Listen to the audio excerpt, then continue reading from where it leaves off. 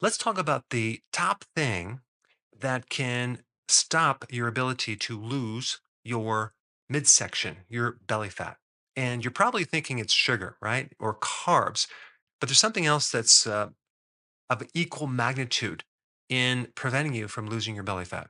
So let's say, for example, you're at the gym, you're doing exercise, you're doing sit ups, and this midsection just does not come off no matter what. And when I go to the gym, I do see a lot of people exercising for months without much loss. And there's also people on keto and people doing intermittent fasting that still just cannot lose that belly. So today we're going to talk about this really important barrier in getting your stomach flat. But warning, you may actually not like what I'm about to tell you. In fact, you may click off after hearing this, but realize I'm going to give you some good news. I'm going to give you a solution to this. I hate when someone gives you a video of bad news, bad things happening in the world, but they then don't give you a solution. So, what am I talking about?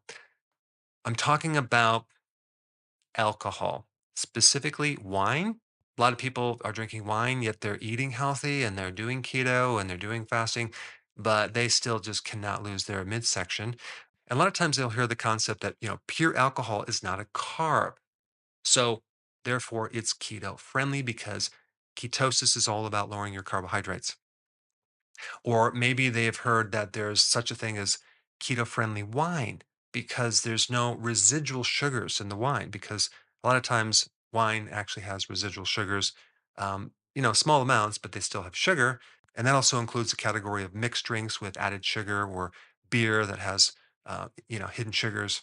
But typically, if we look at pure alcohol, it's not a carb, it's not a sugar, it's something else. It doesn't even necessarily increase your blood sugars or even insulin directly. Indirectly, it creates very severe insulin resistance, but not directly. I was traveling recently and I was at the airport and I needed to get some water, and all they had is a bar. So I went to the bar and I asked for some water. And he said, "You sure you don't want to drink?" I said, "No, I'm good." Come on, you only live once. Go ahead, have a drink. You work hard, you play hard.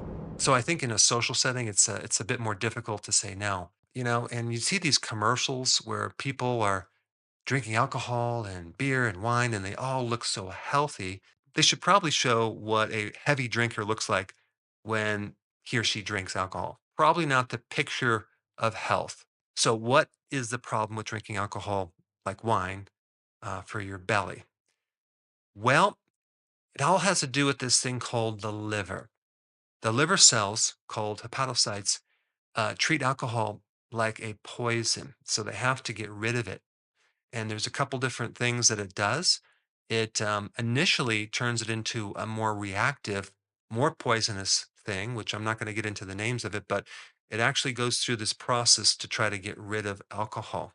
And the effect of this toxicity of alcohol on the hepatocyte, the liver cell, is that it injures the liver cells.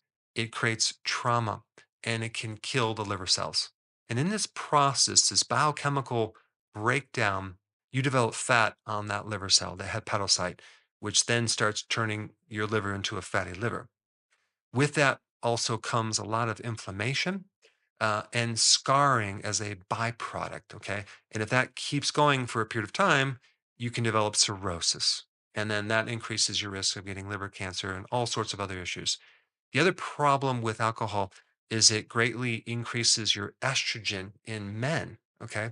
And then at the same time, it lowers your testosterone. And you probably have heard of the benefits of drinking alcohol just in moderation. Recently, they found that was just a marketing thing put out by industry. In fact, they found no benefits of drinking any amount of alcohol at all. The other problem with alcohol is that it's an empty calorie. That's right. Alcohol has calories. Now, if you look at the quantity of calories in a gram, okay, like in a carbohydrate, you have like 4 calories per gram. In protein, you have 4 calories per gram. In a fat, you have 9 calories per gram. With alcohol, you have 7 calories per gram. So it's almost as much as fat calories. And it's not nutrient dense calories, it's empty calories, which means it actually has to utilize certain nutrients to metabolize it. So it'll use up certain nutrients like B1, folate, other B vitamins, zinc, copper, things like that. So alcohol depletes these nutrients, especially B1. So the more alcohol or wine that you drink, the less B1 you're going to have. And that creates all sorts of other side issues like anxiety, worry, excessive thinking when you're trying to go to bed at night, nervous tension, restless leg syndrome, and just plain old fatigue, as well as hangover. Now, 50% of the population drinks alcohol. Okay. So chances are you're in that category. And 5% of that 50% are heavy drinkers. And so this video is just all about increasing the awareness, primarily focusing on your belly, because as that liver becomes more fat, that fat then has to then go somewhere. So it spills off into around the organs as what's called ectopic fat, and then in between the organs as visceral fat. And that's why the belly starts expanding. And if you're doing the ketogenic diet or you're doing intermittent fasting and you're drinking alcohol on the weekends, whatever, it's going to be really hard, if not impossible, to get rid of this belly fat because of what happens to the liver after you drink alcohol. You have this effect where it blocks the ability to oxidize or burn fat for a period of time a lot longer than you might think. So let's say, for example, you had a couple glasses of wine. Don't expect to burn fat for probably 48 to 72 hours after that episode. So let's say, for example, you don't drink on a daily basis, you just drink every 3 days. That alcohol really affects the brain, cognitive wise, mood wise. It affects the endocrine system, the hormone system. I already mentioned lowering of testosterone, increasing estrogen. It also affects your gut, okay, the gut microbiome, which has a whole bunch of other issues connected with that. It affects the heart. It creates a lot of negative things. What should you be doing? Well, realize the effects of alcohol and maybe you just want to stop it altogether, especially if you want to get rid of this belly.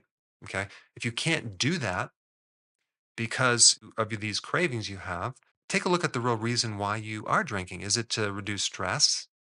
Is it more for social situations?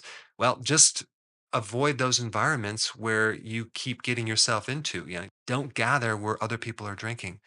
Find some friends that are non-drinkers. Don't keep alcohol in the house. Find some other ways to reduce stress. There's a lot of things like certain herbs and like lemon balm tea is a good one. Ashwagandha herb is another good one. B1 is one of the best things for stress reduction.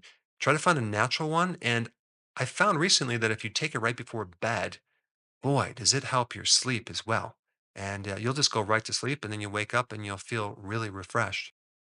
And especially if you have been drinking alcohol or especially wine, you're going to find that it's going to fulfill a deficiency and you're just going to feel a lot better within minutes, usually. The other thing you can do if you just can't give up the alcohol is to dilute the alcohol with maybe sparkling water. For example, in your wine, just fill it up with water so you have half and half.